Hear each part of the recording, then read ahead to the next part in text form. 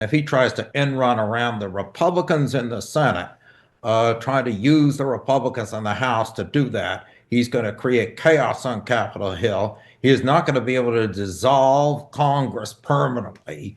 This is not the Weimar Constitution in 1933, where the Chancellor of Germany and the President just dissolved the Reichstag.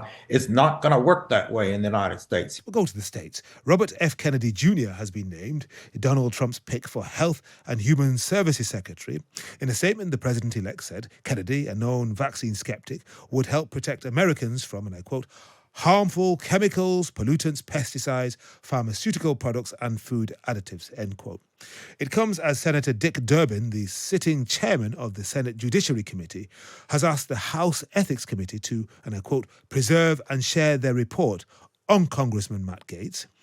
Trump nominated the Florida lawmaker as his attorney general yesterday. It's an announcement that's been greeted with some shock in Washington. Richard Painter is a former chief White House ethics lawyer under the Bush administration, and you later, Richard, ran as a Democrat politician. Welcome to the program. Well, thank you for having me. First of all, let's deal with the latest. We're talking about RFK Jr. as Health and Human Services Secretary. And a lot of people thought, no, that was just Trump campaigning. He'll do something different when he governs in pros. But no, he's gone ahead and probably said, reject him if you dare. What do you think of this? Well, it will be up to the United States Senate to decide whether to confirm Robert Kennedy Jr. as Secretary of Health and Human Services. And I await that hearing. It might be quite entertaining. But of even more concern right now to the American people is the role of the Attorney General of the United States, Matt Gaetz, as the nominee. Why do you say it's more concerning then, Richard? Well, the health department is very important, but in the United States, our health care is not provided by the government. It's provided by private providers, and we pay our insurance. Of course, insurance is sky high. The cost of health is sky high in the United States, but there's not that much that the Health and Human Services Department can do about that. If Congress wants to pass laws to try to fix our healthcare system and make health insurance less expensive, they could do that. But I don't see that happening in this administration. And RFK may make a bit of a fool of himself in that position. But it's not as if you were putting someone in charge of the entire national health service of the type that you have. But it still sends a signal about this administration, this White House. What signal do you think it sends? Well, it sends a signal that they don't take health care very seriously, which may convince a lot of Americans we're better off with private health care than government health care. Certainly, if you're going to have the government involved in health care, you wouldn't want someone like RFK Jr. running the health department. I don't really think he knows what he's talking about. But he can have a very entertaining hearing in front of the U.S. Senate. The problem with the Attorney General position is there's real power there. That's the power to direct the United States attorneys all over the United States to conduct criminal investigations. And Donald Trump has talked about investigating and maybe indicting some of his political enemies. And that's a very dangerous state of affairs if we have a wild cowboy type there in the Attorney General's job. And Matt Gaetz really seems to fit that profile. So his Senate confirmation hearing could very well be very explosive. And he already has some very, I would say, challenging issues in his background.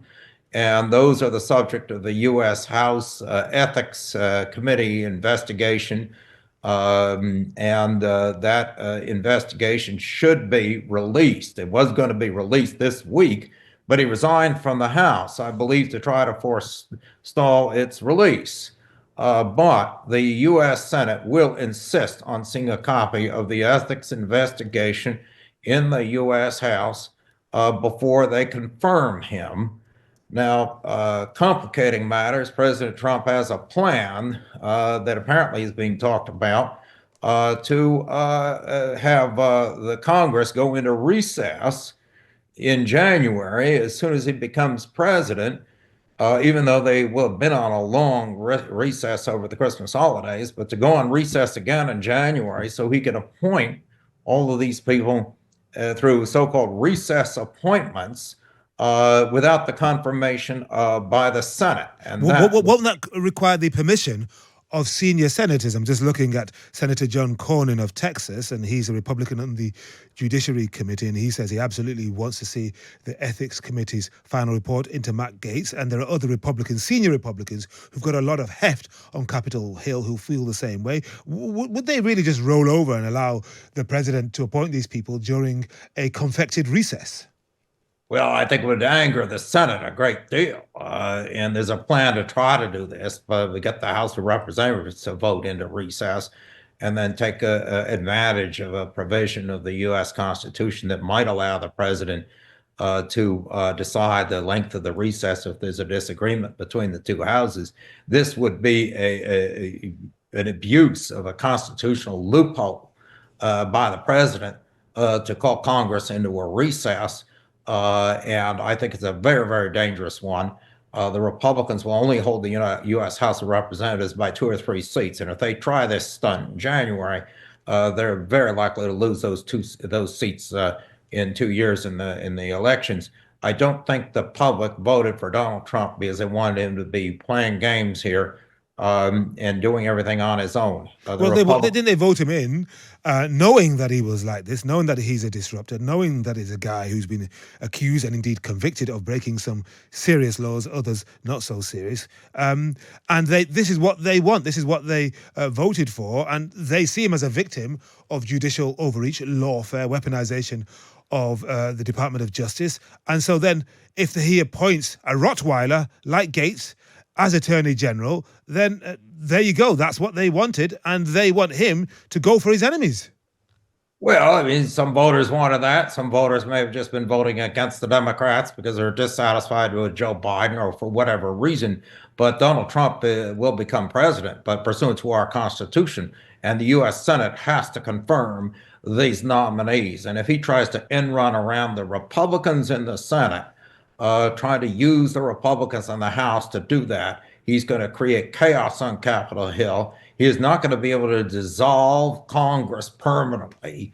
This is not the Weimar Constitution in 1933, where the Chancellor of Germany and the President just dissolved the Reichstag. It's not going to work that way in the United States. He either plays ball with Congress pursuant to the United States Constitution, or he's going to lose the support of the Republicans. Really? But it's his party now. It's been made in his image. A couple of years ago, 4 years ago, say, it was still a Republican Party. There were some senior Republicans who held their noses and agreed with much of what Trump was proposing or trying to get through.